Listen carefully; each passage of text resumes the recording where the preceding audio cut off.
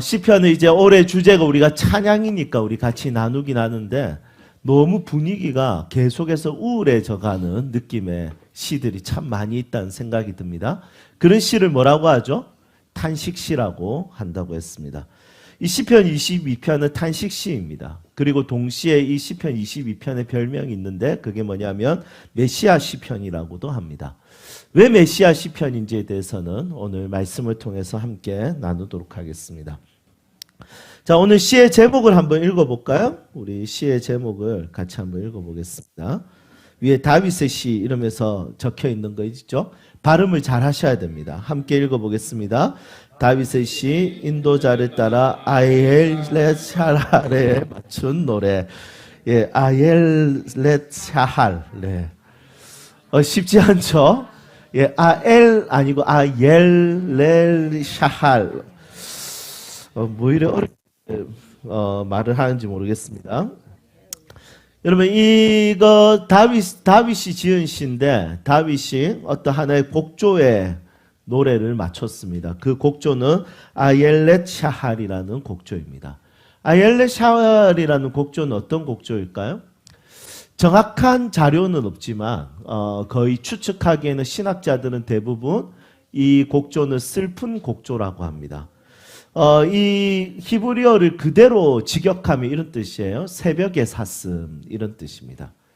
이 새벽의 사슴이라는 게 새벽에 이제 눈 비비고 일어나서 물 마시러 오는 이런 아름다운 장면을 연상할 수도 있지만 이 사슴은 지금 쫓겨다니는 느낌의 이 슬픈 느낌을 표현할 때 이 곡조를 썼다고 이야기합니다. 여러분 구약 성경은 원래 어떤 언어로 기록이 되었습니까? 헬라어는 신약 성경이 헬라어로 기록이 되었습니다. 네, 구약 성경은 히브리어로 기록이 되었습니다. 그런데 이 히브리어로 기록이 되어 있다가 이제 이스라엘 사람들이 히브리어에서 아람어로 갈아탔습니다. 그런데 이 아람어로 갈아타서 이 히브리어를 아람어로 번역한 성경이 있는데 그 성경을 타르굼이라고 하거든요. 그런데 이 타르굼이라는 성경 번역본이죠. 그러니까 우리나라 언어도 개역 개정판이 있고 개역 한글판이 있고 쉬운 성경이 있고 우리말 성경이 있고 막 여러 가지 역본이 있지 않습니까? 이런 식으로 번역된 성경이에요. 그런데 이 타르굼에는 어떤 것도 있냐면 주석도 되어 있습니다. 이 시편은 이럴 때 읽었고 이런 내용이고 이런 내용들이 있습니다. 그러면 시편 22편은 타르굼에서 어떻게 주석되어 있냐면 이렇게 되어 있습니다. 이스라엘 사람들은 시편 22편을 언제 읽었냐면 제사를 드릴 때 양을 잡으면서 읽었다는 거예요. 제사를 드릴 때. 제사를 드릴 때 번제물에 양을 잡으면서 소를 잡으면서 읽었던 성경이 이 시편 22편이라는 겁니다. 그러면 이 시편 22편의 느낌과 분위기를 아시겠죠? 곡조가 어떤 느낌인지. 여러분 양을 잡는데 막 밝게 노래를 부르지 않겠습니까? 자 보자. 자 한 방에 죽여줄게. 그래 잘 안 된다. 다시 피박 다 와서 찬양 쫙. 여러분 이렇게 하진 않았을 겁니다. 여러분 진짜 그러면 진짜 약간 소시오패스 같은 약간 사이코패스 같은 문제가 있겠죠. 아마 이런 곡은 우리 현대 곡으로 바꾼다면 이런 찬양이었을 겁니다. 십자가를 등에 지고 병정들에 이끌려 주님 갈보리의 길을 걸을 때 사람들은 몰려왔네. 죽음의 길 걷는 그를 보려고.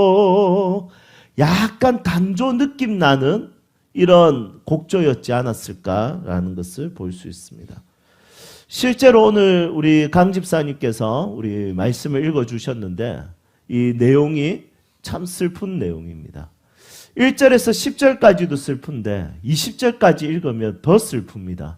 20절까지 읽으면 여러분들 지루하실까봐 제가 본문의 10절까지 끊어왔습니다. 그런데 이 20절까지 다 읽어보면 진짜 우울함 그 자체입니다. 상처 그 자체입니다.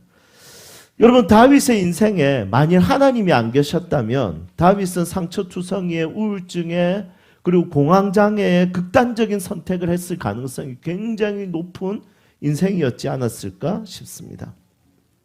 여러분 그런 인생이 있지 않습니까? 하나님 없었으면 저 사람 진짜 큰일 날 뻔했다 이런 인생이 있습니다. 하나님 없었으면 어떻게 했을까? 저 사람 하나님 없었으면 진짜 큰일 났겠다. 저 정도 위기 상황에서 저 정도 어려운 상황에서 저 친구는 하나님 없었으면 진짜 큰일 났겠다 싶은 인생이 있습니다. 하나님 없었으면 인생 자체가 지옥이고 아픔이고 상처고 우울이고 외로움인 인생이 분명히 있습니다. 여러분들은 어떻습니까? 하나님이 여러분들의 삶에 없었으면 진짜 어쩔 뻔했습니까? 여러분 이런 생각 드나요? 혹시 그런 인생이 여러분들의 인생이라면 진심으로 축하합니다.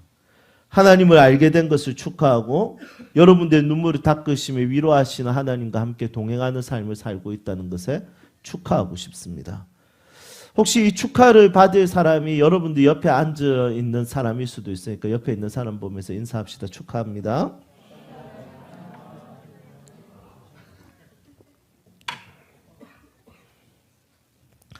여러분 오늘 본문 말씀에서 다윗이 당한 아픔과 슬픔이 명확하게 드러납니다. 한번 볼까요? 1절에는 하나님 나를 버리셨다 이렇게 이야기합니다. 2절에는 밤낮 부르짖어도 하나님 대답을 안 한다 이렇게 이야기합니다. 6절에는 나는 벌레다 이렇게 이야기합니다. 사람들이 조롱한다. 14절에는 내 뼈가 어그러지고 마음이 촛물처럼 녹았다라고 이야기합니다. 15절에는 하나님은 나를 죽음의 진토에 뒀다고 이야기하고 16절에는 개들이 나를 둘러쌌다고 이야기합니다. 18절에는 원수들이 자기의 겉옷과 속옷을 나눠 가졌다라고 이야기합니다.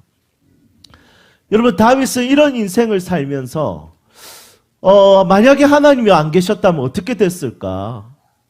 의존할 것, 의지할 것 없었다면 하나님마저 다윗의 인생에 안 계셨다면 다윗은 진짜 쉽지 않았을 것 같습니다. 상처와 우울 그 자체로 살았지 않았을까 싶습니다. 여러분 지난 시간들을 돌아봤을 때 저도 그런 순간들이 참 많이 있었습니다. 하나님 없었으면 나는 지금 무엇을 하고 있을까? 이러면 어떤 사람은 삐끼 이렇게 이야기하는 사람들도 있던데 여러분들 하나님 없었으면 무엇을 하고 있었을까요? 제주도에 있는 제가 가까이 지내는 권호희 목사님 하나님 없었으면 뭐 하고 있었을까요? 폼파리 이렇게 이야기하더라고요.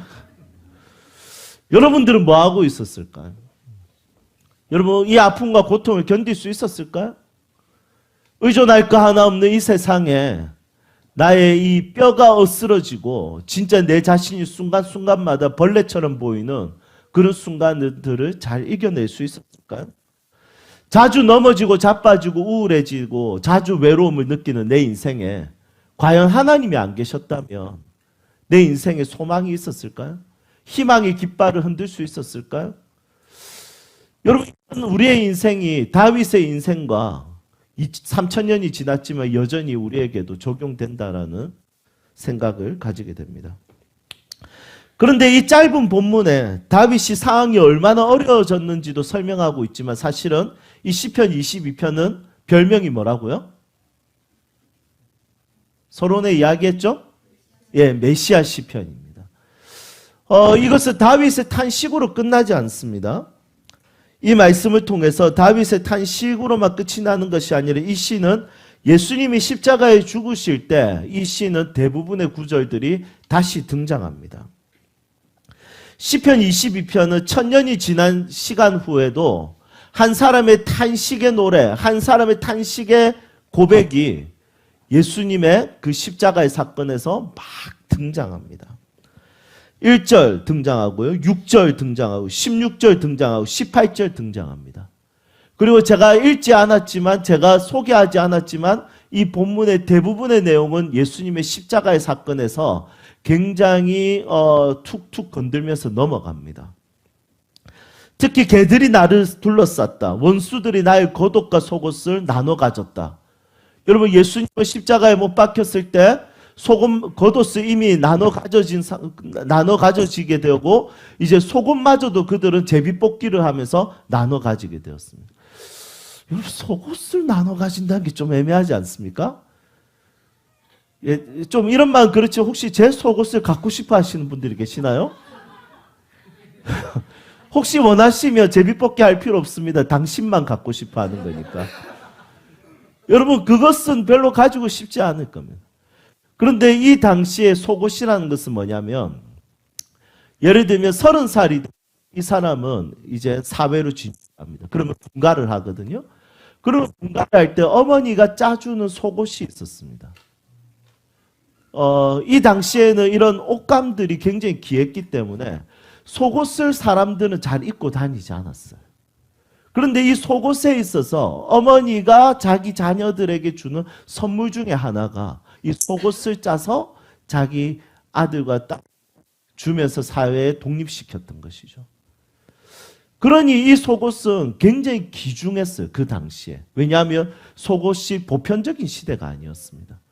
그러면 예수님이 입었던 속옷은 지금 30살에 시작했고 33살에 돌아가셔서 3년밖에 안 된 아주 신식 속옷인 거죠. 여러분, 지금이야 3년이면 뭐 굉장히 오래 입은 거지 않습니까? 그런데 이 당시에 2000년 전에 3년이면 여러분, 그것은 새 옷입니다. 그것을 이제 사람들이 나눠 가졌다는 거죠. 여러분, 나눠 가지면 다시 다른 옷을 입혀줍니까? 십자가 위에서 어떻게 다른 옷을 입혀주겠습니까? 그냥 예수님은 알몸으로 십자가에 못 박혀 있는 상태죠. 종종 예수님에 대해서 십자가에 그 달려있는 그 모습에 대한 어떤 성물들을 보게 됩니다. 물론 우리에겐 성물이 아니죠. 카톨릭 사람들은 그것이 성물이라고 이야기하고 십자가를 그렇게 달고 다닙니다. 그런데 우리는 예수님이 내려오셨기 때문에 굳이 예수님이 달려있는 십자가를 메고 다니지 않습니다. 왜냐하면 예수님은 십자가에서 내려오셔서 부활하셔서 우리의 인생에 영원히 동행하시기 때문이죠. 그런데 가톨릭 사람들은 그것을 달고 다니는데 여러분, 예수님의 중요 부위는 어떻게든 가리고 있습니다. 여러분, 이 속옷을 나눠 가졌다는 것은 완전히 알몸이 보인 것이죠. 이 시편 22편은 이런 예수님에 대한 이야기를 십자가의 사건에 대해서 굉장히 집중하면서 이 말씀이 계시가 되었습니다. 특히 오늘 말씀 1절 말씀은 예수님의 가상 7원 중에 하나로 예수님께서 십자가 위에서 한마디 하셨던 말씀입니다. 우리 1절 말씀 우리 같이 한번 읽어볼까요? 함께 읽겠습니다. 내 하나님이여, 어찌 나를 버리셨나이까? 어찌 나를 멀리하여 돕지 아니하시오며 내 신음소리를 듣지 아니하시나이까? 아멘. 여러분, 이걸 히브리어로 하면 어떻게 하겠습니까? 예, 엘리 라마 사박다니. 여러분, 예수님께서 십자가 위에서 7마디 했다고 해서 이것이 가상 7원이라고 이야기합니다. 그 예수님께서 이 시편 22편 1절 말씀을 인용해서 엘리 라마 사박단이라고 이야기합니다. 여러분, 이 고백은 사실은 거룩해 보이지 않습니다. 이 고백은 굉장히 싼 신앙 같습니다. 여러분, 고급 신앙은 무엇입니까? 힘들어도 하나님 나와 동행하셔. 힘들어도 하나님 나와 함께 하셔. 나 괜찮아. I'm okay. 난 믿음이 있어. 기도하면 다 돼. 괜찮아. 여러분, 이런 게 고급진 신앙처럼 보입니다. 그런데 탄식하는 것은 전혀 고급져 보이지 않습니다. 탄식하는 신앙은 굉장히 싼 신앙 같고 저급한 신앙 같습니다. 그런데 이 저급한 이 탄식이 2000년이 지나서, 아니요, 1000년이 지나서 예수님의 십자가의 사건에서 그 구원을 이루는 데 있어서 굉장히 중요한 유언과 같은 그 7마디 중에 한마디로 사용되어진다는 것이죠. 그래서 오늘 설교 제목이 한탄 계시입니다. 한탄하는 이 내용이 너무 힘들어요. 너무 미치겠어요. 죽겠어요. 하는 이 한탄이라는 이것이 하나의 계시가 되어서 예수님의 십자가의 사건, 그 죽음 앞에서, 여러분, 그 7마디, 죽음 앞에서 내뱉는 7마디는 보통 말이 아닙니다. 진짜 꼭 하고 싶은 말일 것이고 유언과 같은 말이겠죠? 그런데 이 말이 어떤 거룩하고 존귀한 상황 가운데서 이 말씀이 인용된 것이 아니라 한 사람의 인생의 고통과 아픔 가운데 한탄하는 말, 아, 죽겠네, 이 말, 아, 못 살겠네, 이 말. 여러분 이것이 인용되었다는 것이죠. 다윗의 구질구질한 탄식이 하나님께 향한 이 위대한 계시가 되었습니다. 정말 깔끔하게 그리 아니하실지라도 전 감사해요. 어려운 상황이지만 하나님으로 인해 저는 괜찮아요. 여러분 이 고백이 계시로 사용되어진 것이 아니라 진짜 신앙의 고백이 멋진 것을 계시로 사용하신 것이 아니라 진짜 구질구질하고 싸 보이고 저급한 미칠 것 같아 힘들어 죽겠어 이것을 하나님의 계시로 사용했다는 거예요.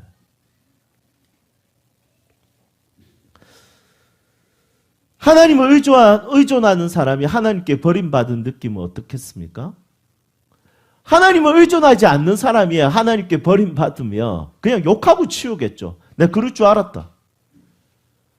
그래서 나 의존 안 했어. 하나님 없어 어차피.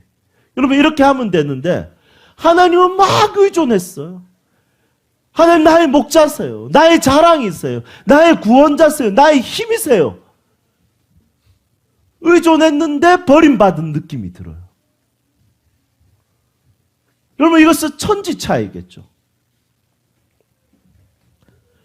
그러니 다윗은 이 한탄이 그냥 막 쏟아져 나오는 거예요. 난 벌레 같고 진짜 거지 같고 진짜 이 세상 진짜 꼴보기 싫고 진짜 개들이 내 주변에 둘러싸고 다 나를 물어뜯으려고 하고 속옷까지 나 다 뺏길 것 같고 진짜 미칠 것 같고 못 살겠다. 여러분 이 느낌을 가지고 있는 거예요.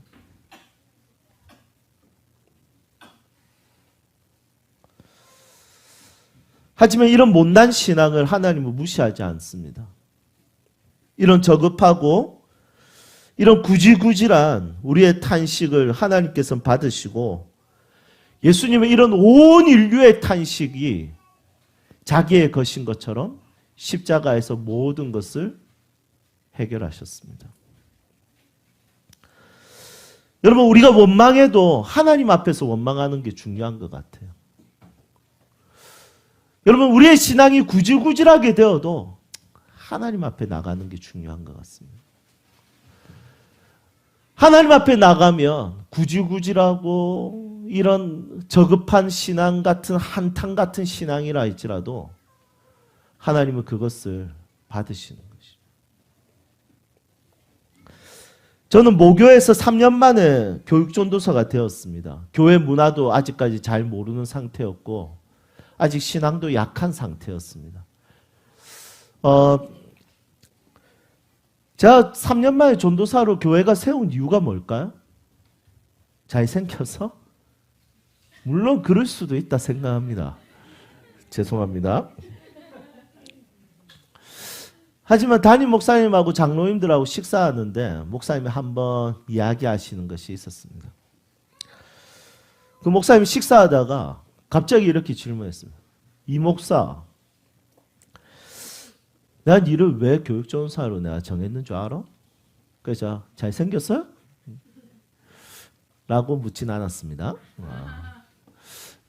왜 세우셨습니까? 자, 여쭙습니다. 그때 목사님이 이렇게 이야기했습니다. 이전도사, 나는 하나님께 기도할 때 흘리는 네 눈물이 좋아. 그래서 너를 전도사로 세웠어.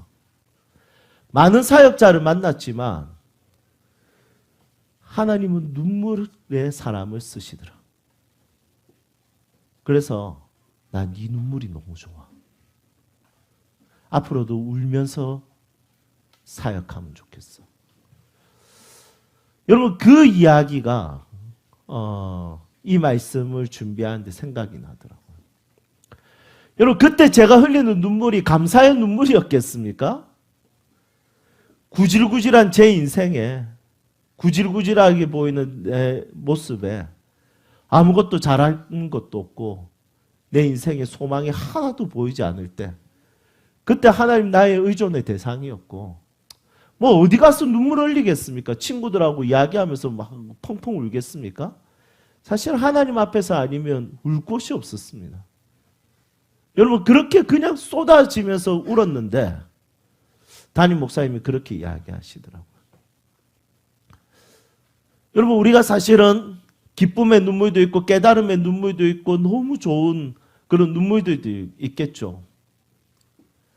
그런데 하나님 앞에서는 한탄하는 눈물, 진짜 저급해 보이는, 야, 신앙인이 저거 가지고 저래 우는 거, 진짜 안타깝다. 야, 저래가 하나님 믿는다고 하나님 알아서 하실 건데 하나님 향한 믿음이 없네. 여러분, 그것이 아니라 울어도 그 울음이 하나님을 향하면 그것은 하나님이 받으시는 눈물입니다. 우리 세움교회 안에 지난 시간 동안 쉽지 않은 시간을 지내오신 분들이 있을 것입니다. 여러분, 그런 눈물과 그런 짜증과 원망이 어떻게 보면 저급해 보일지 모르겠지만 그것은 하나님 받으십니다. 그리고 하나님은 그 가운데서도 일하시는 분이시죠. 엘리 엘리 라마 사박다니, 십자가에서 하신 말씀은 고급진 신앙의 고백이 아니라 진짜 저급해 보이는, 못 살겠어요, 주님. 그만하고 싶어요. 하면서 하나님 앞에 토로했던 여러분, 그 고백을 이 십자가 위에서 예수님께서 사용하셨다는 것입니다. 여러분들의 삶에 하나님이 그런 분이시라는 것을 믿고 따를 수 있기를 주님의 이름으로 축복합니다.